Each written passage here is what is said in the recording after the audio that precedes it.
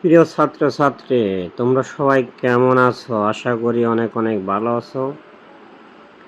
তোমরা দেখতেই পাচ্ছ, আজকে আমি আসলে মূলত সলভ করব তোমাদের নবম দশম শ্রেণীর পদার্থবিজ্ঞানের 11 নম্বর অধ্যায়, অর্থাৎ চলতরিতের এই সিলেট বোর্ড 2025-এ যে প্রশ্নটি এসেছিল সেটা আজকে তোমাদেরকে একদম পানি পানি করে দেবে, একদম ইজি সহজ করে বুঝিয়ে দেবে। এবং এই রিলেটেড প্রশ্ন কিন্তু আরও অনেক বোর্ডে এসেছে।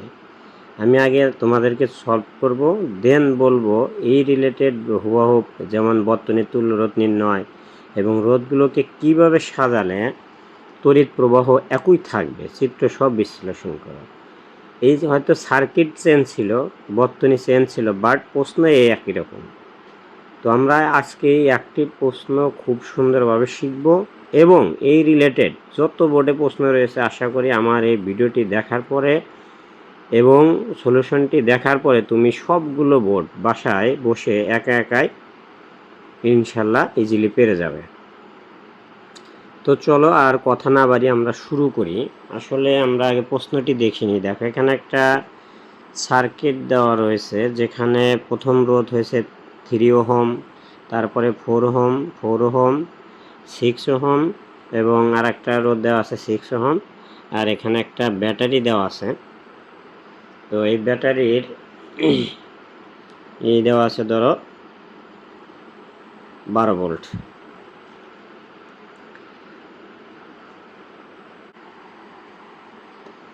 তো দেখো 12 ভোল্ট দেওয়া আছে। তো আমরা অ্যাট ফার্স্ট করব এই বর্তনীর তুল্য রোধটা নির্ণয় করব। তো আমরা কিন্তু রোধের ক্ষেত্রে তুমি অ্যাট ফার্স্টে সার্কিটে এগুলো ধরে নিতে পারো, অর্থাৎ তুমি তোমার ইচ্ছা যে কোনো অক্ষরে ধরলে হবে। ধরো আমার ডিস্টার্ব হচ্ছে,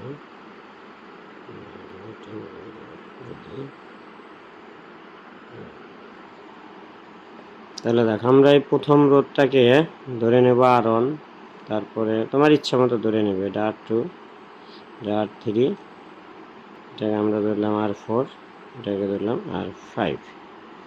তো এইভাবে আগে আমরা কাউন্ট করে নেব। এরপরে দেখো আমাদের কিন্তু এই কারেন্ট কোন দিকে যায় সেটার নিয়ম হচ্ছে, ব্যাটারির যে পজিটিভ প্রান্ত থাকে সেই দিকে কিন্তু কারেন্টের প্রবাহ প্রবাহিত হয়। আর দেখো তাহলে কারেন্টটা কিন্তু এই রোধ দিয়ে যাচ্ছে এবং এখানে এসে কিন্তু কারেন্টটা দুই ভাগে ভাগ হয়ে গেছে।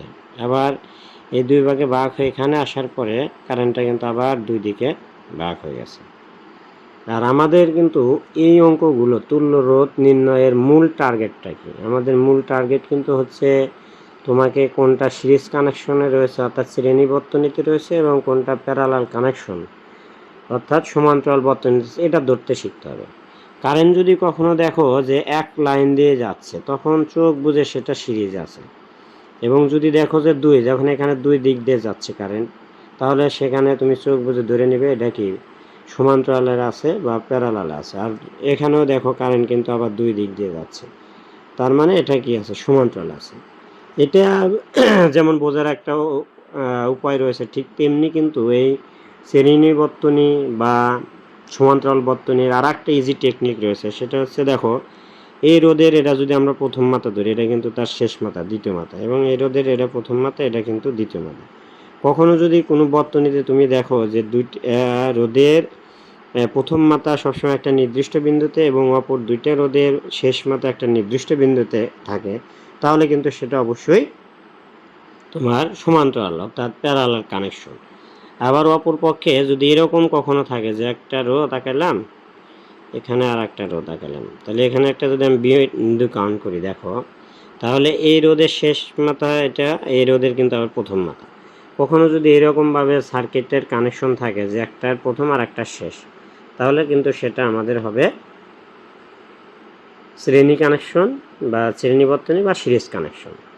তো এই দুইটা ওয়ে হচ্ছে শ্রেণী বর্তনী সহজে ধরা এবং প্যারালাল কানেকশন ধরার ইজি উপায়। তো যে আসলে এই ধরাটা বুঝতে পারবে, ইজিলি বুঝতে পারবে, তাহলে তার কাছে এই অঙ্কটা কিন্তু খুবই সহজ, খুবই পানি পানি, একদম ইজি হয়ে যাবে। তো চলো আমরা কিন্তু অলরেডি তাহলে বুঝে গেলাম যে এখানে কারেন্ট দুই দিক দিয়ে যাচ্ছে, অথবা যেহেতু দুইটা রোধের প্রথম মাথা একটা বিন্দু তার শেষ মাথা অপর বিন্দু, সেহেতু এই দুইটা কিন্তু প্যারালাল আছে। আবার এই দুইটাও কিন্তু দেখো প্যারালাল বা শ্রেণীবদ্ধ নিতেছে। তাহলে আমরা প্রথমে এই প্যারালালের কাজটা আমরা করে নেব। এখানে দুইটা প্যারালাল করে একটা হবে রোধ, এখানে কিন্তু দুইটা প্যারালাল করলে একটা রোধ দাঁড়াবে। তাহলে শেষে কিন্তু দেখা গেল এখানে যদি একটা রোধ হইতো, এখানে যদি একটা রোধ, এখানে একটা রোধ, তাহলে কিন্তু দেখো আমি যদি চিত্র আঁকাই, তাহলে প্রথমে ধরো আমার আর অন্ত এটা ছিলই। এরপরে এই দুইটাকে যদি আমি প্যারালাল করি তাহলে এখানে দুইটা মিলে একটা রোধ হয়ে যাবে, সেটা ধরলাম আমি RP1। এরপরে দেখো এই দুইটা যদি আমি প্যারালালে রাখি তাহলে ওই দুইটা মিলেও কিন্তু এখানে আর একটা ধরো রোধ হচ্ছে, তাহলে এটা হচ্ছে RP, যেহেতু প্যারালাল কানেকশন RP2। তাহলে দেখো আমাদের সার্কিটটা কিন্তু শেষে এরকম দাঁড় হচ্ছে, অর্থাৎ দেখো তিনটায় কিন্তু এখন এই যে কারেন্ট কিন্তু দেখো দিক একই, এটার মধ্যে যে একই দিক দিয়ে কারেন্ট যাচ্ছে, অর্থাৎ এটা কিন্তু তখন আমাদের হবে শ্রেণী বর্তনী বা শ্রেণী কানেকশন। আর যদি তুমি ওইভাবেও কাউন্ট করো, এখানে যদি বিন্দু কাউন্ট করো তাহলে এটার দ্বিতীয় মাথা, এটার প্রথম মাথা, এভাবে কিন্তু বর্তনীতে অগ্রসর হয়েছে। সো এটা লাস্টে আমাদের হচ্ছে সিরিজ কানেকশন। তাহলে দেখো আমরা প্রথমে এই দুইটাকে প্যারালাল করব, এই দুইটাকে প্যারালাল করব, দেন এই দুইটার প্যারালালের মানকে এই R1 এর সাথে সিরিজ কানেকশন করব, অর্থাৎ শ্রেণী বর্তনী করব। তাহলে কিন্তু আমাদের সবগুলো রোধের কাজ শেষ এবং লাস্টে যেটা আমরা পাবো সেটাই হচ্ছে আমাদের তুল্য রোধ। তো চলো আমরা তাহলে লেখা শুরু করি। তাহলে দেখো আমরা প্রথমেই এখানে লিখব যে দেখো গ নাম্বার অঙ্ক তুল্য রোধ নির্ণয়। তুমি প্রথমে লিখবা তাহলে দেখো R2 ও R3 এটা কিন্তু আছে কি সমান্তরালে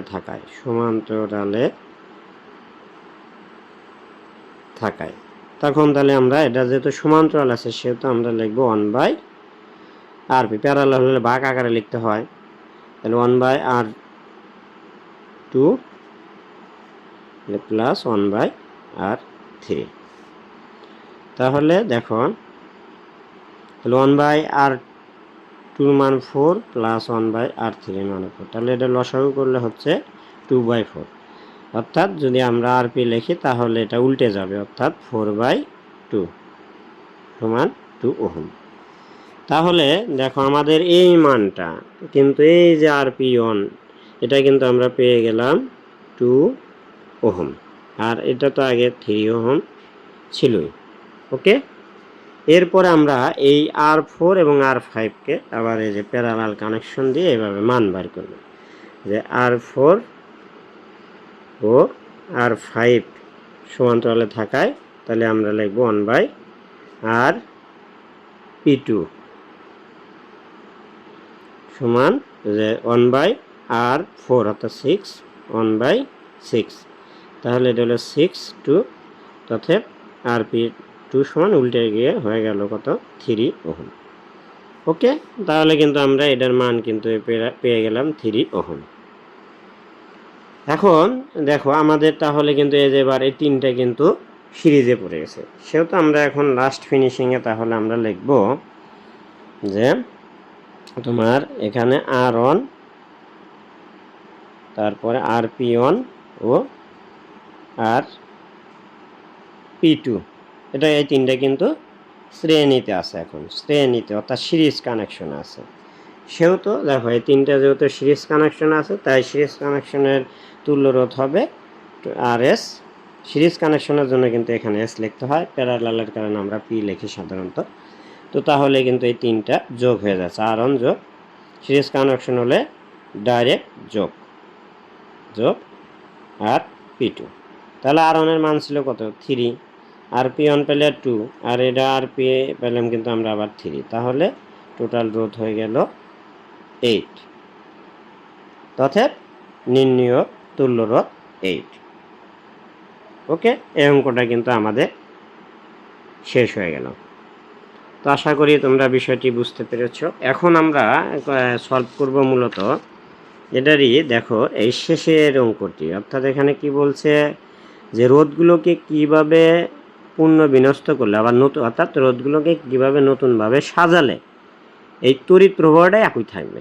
অর্থাৎ তাহলে দেখো আমাদের এই যে প্রথম বর্তনী, এই প্রথম বর্তনীর কারেন্টটা কত ছিল আমাদের? দেখো প্রথম বর্তনীর কারেন্ট কিন্তু ছিল, যদি আমরা বের করি তাহলে ভোল্টেজ ডিভাইডেড আর, অর্থাৎ প্রথম বর্তনীর তুল্য রোধ তাহলে 12, আর প্রথম বর্তনীর তুল্য রোধ কিন্তু আমরা পেয়েছি 8, তাহলে 12 ভাগ হচ্ছে 8, এটা ভাগ করলে কত আসে?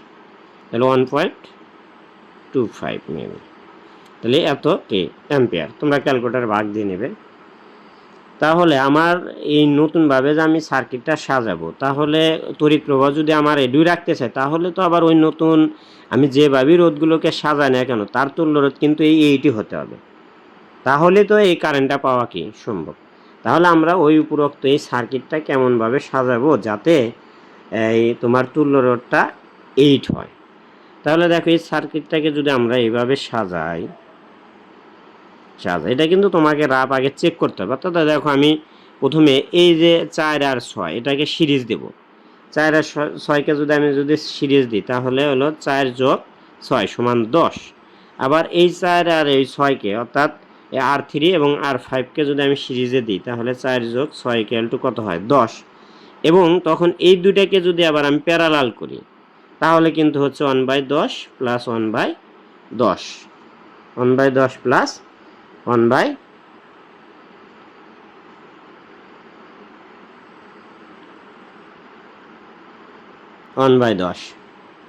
তাহলে 1/10 আর 1/10 যদি আমরা লসাগু 10 2, অর্থাৎ এটা কিন্তু উল্টে গেলে হচ্ছে কত বলো? 5, অর্থাৎ 5। ওই 5-এর সাথে যদি আমরা এই যে 3 যোগ করি, দেখো এই 3 যদি যোগ করি তাহলে কিন্তু আমরা পেয়ে যাচ্ছি 8 ওহম।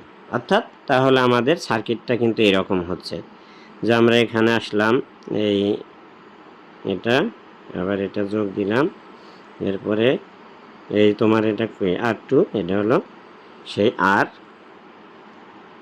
দেখো R4, আর এখানে এটা হচ্ছে R3 এবং এখানে আমরা যোগ দেব হলো R5। তারপরে যদি আমরা এখানে ব্যাটারি দিয়ে দিই, অর্থাৎ এইভাবে কিন্তু সাজালে আমাদের তুল্য রোধটা 8-এ থাকবে। এখন দেখো তুল্য রোধ যদি আমরা এখন চেক করি, এটার মান ছিল 4, এটা হচ্ছে 6, এটা কত বলো? এটাও 4, এটাও 6, এটা হলো 3। তাহলে দেখো এখানে কিন্তু R2 ও R4 এটা কিন্তু শ্রেণীতে আছে। তাহলে এখানে আমরা RS1 পাচ্ছি কত বলো? 4 যোগ 6 ইকুয়াল টু 10। আবার ধরো R3 R5 যেহেতু সিরিজ আছে সেহেতু RS2 আমরা কিন্তু এখানে পাচ্ছি কত? 4 যোগ 6 ইকুয়াল টু 10। এরপরে তো এই দুইটা মিলে তো এখানে একটা রোধ হয়ে যাবে, অর্থাৎ এই RS1, আর এখানে কিন্তু আছে RS2। তাহলে এই দুইটা কিন্তু তখন প্যারালাল কানেকশন হচ্ছে, সমান্তরাল কানেকশন। সমান্তরাল কীভাবে বুঝতে হয় এটা তো তোমাদেরকে প্রথমেই দেখালাম। তাহলে এখন কিন্তু আমাদের এই RS1 ও RS2টা সমান্তরালে থাকার কারণে এটা হচ্ছে আমরা লিখবো RP সমান 1/RS1 প্লাস 1/RS2, অর্থাৎ RS1 10, 1/10। তাহলে কিন্তু এখানে মান আসলো কত বলো? 10 লসাগু 2, আর যখন আমরা এটা RP লিখবো উল্টে গিয়ে হয়ে গেল কত বলো? 5 দুগুণে 10, 5 ওহম। তাহলে দেখো এই সবগুলো রোধের যোগফল কিন্তু আমরা এখন টোটালটা পেয়ে গেলাম, 4টার কাজ করে পেলাম কত শেষে? এই RP হচ্ছে 5। এখন এটার সাথে তো সবগুলো মিলে যখন একটা হবে এটার সাথে তো এটা কি হয়ে গেল বলো? সিরিজ। তাহলে আমাদের কিন্তু এখন হচ্ছে এই R1 ও RP যে লাস্ট শেষে পেলাম 5, এটা কিন্তু হলো সিরিজ কানেকশন। তাহলে আবার আমরা লিখবো RS, যেহেতু আগে RS1 RS2 লিখছিলাম, এটা লিখবো RS3 সমান R1 প্লাস RP। তাহলে R1 ছিল আমার কত বলো? 3, আর এটা পেলাম 5, তাহলে 8। দেখছো আমাদের এইভাবে রোধটা সাজাইলেও কিন্তু রোধ আগের এইভাবে সাজাইলেও তুল্য রোধ কত ছিল? 8, এবং নতুন এইভাবে সাজানোর পরেও কিন্তু আমার তুল্য রোধটা কত হলো বলো? 8। সো আমরা এখন লিখবো, যেহেতু আগের কি ছিল বলো?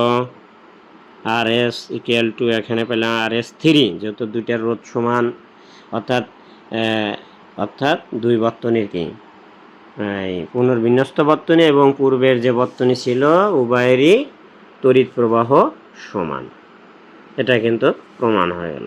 তো সকলকে ধন্যবাদ, সবাই ভালো থাকো, সুস্থ থাকো এবং আমার ভিডিওটি ফুল দেখো এবং বাসায় এভাবে রিভাইজ করো। আশা করি তোমার এই ধরনের অঙ্ক যদি কখনো বোর্ডে আসে ইনশাল্লাহ তুমি অনায়াসে পেরে যাবে।